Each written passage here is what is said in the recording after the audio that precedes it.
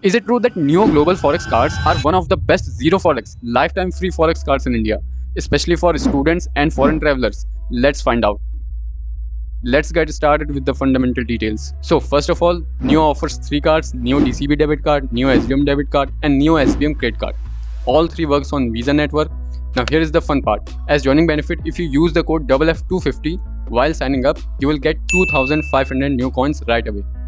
And as we have told you that this card comes with zero forex markup, so you can load INR in these cards. And here is what happens, that wherever you are in the world, the card automatically converts your INR into the local currency of that country using the Visa exchange rate, and this works in 130 plus currencies. So now, what is the Visa exchange rate? So it's the rate at which foreign currency gets converted into INR, and it's usually super close to the interbank rate, just about 3 to 5 paisa difference. Now obviously you and I won't get the interbank rate directly, that's reserved for big banks trading large volume with each other. So the fact that Neo uses Visa's rate is a very good thing. You are basically getting a rate that's super close to the real market value, and it's fully transparent. Now compare that to the traditional forex card offered by banks. So there the bank often sells you the dollar at higher rate and buys them back from you at a cheaper rate when you onboard. And then this is zero forex markup. But that price difference, that's the bank's hidden profit. With Neo, you don't get this kind of hidden markup. Now speaking of loading and unloading, so with Neo there is no charges at all for loading, unloading, reloading of your card. Most other banks charge 50 to 100 plus GST for that. Now let's talk about cross currency fee. So with Neo, there is none.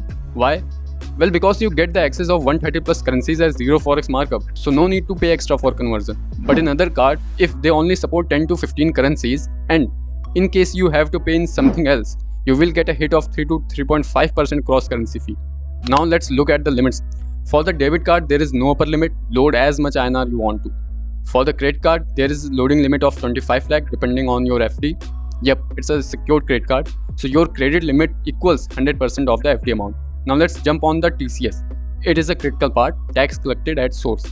So according to RBI rules, if your total foreign transaction in a financial year is under 10 lakh rupees, there is no TCS. But the moment you go above 10 lakh, you will be charged a flat of 20% TCS on every rupee beyond that. This rule applies to all forex card, not just Neo. But here is a catch. If you use the Neo SBM credit card, you are completely exempt from TCS, even if you spend more than 10 lakh. So if your international spends cross 10 lakh in a year, the SBM credit card is a smart move. Now let's talk about launch access. So you get one international launch access per quarter, as long as you spend 50,000 internationally in previous quarter. Also, there is 1% cashback in the form of Neo coins on UPI transaction. Each Neo coin values 0.10 rupees.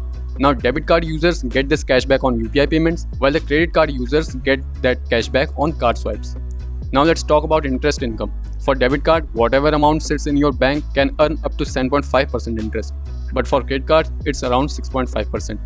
So now let's talk about daily spending limits. So through DCB debit card, you can spend up to 10 lakh per transaction per day through card swipe or online payments, while you can spend up to 20,000 per transaction through tap and pay.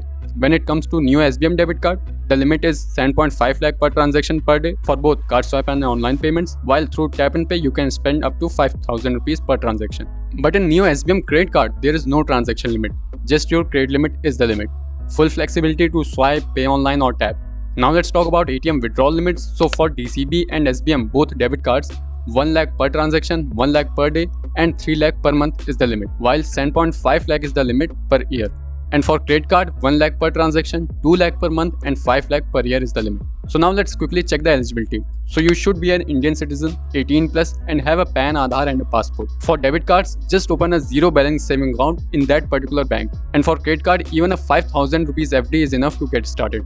And the best part is, the entire process is online, no branch visit needed. And here is how to apply. Click the link in the description, it will take you to Play Store. Download the new app, verify your PAN, choose your card, verify Aadhaar and passport, complete the video KYC, and within 3 to 5 days, the card is at your doorstep. And if it's urgent, just contact customer care, they are really helpful and may fasten the delivery process. Now comes the validity, so the card is valid for 5 years and you can manage everything via the app. Pin set, block, unblock, track transaction, check balance, adjust spending limits, all from your phone. Now let's talk about the fee structure. So ATM withdrawal fee for debit card is 425 rupees plus GST. For credit card, it's 423 plus GST or 2.5% of the amount, whichever is higher. But here is the good news, no interest on the credit card cash withdrawal. Mostly card charge 3 to 4% monthly on top of the fees. When it comes to AMC, annual maintenance charge, so debit card charges 499 plus GST, but you can easily waive off if you maintain 5000 rupees quarterly in your saving account. Credit card, there is no AMC. Now the card replacement fee, so it is 249 plus GST. Interest on credit card dues will be 3% per month with a late payment fee of 150 rupees plus GST.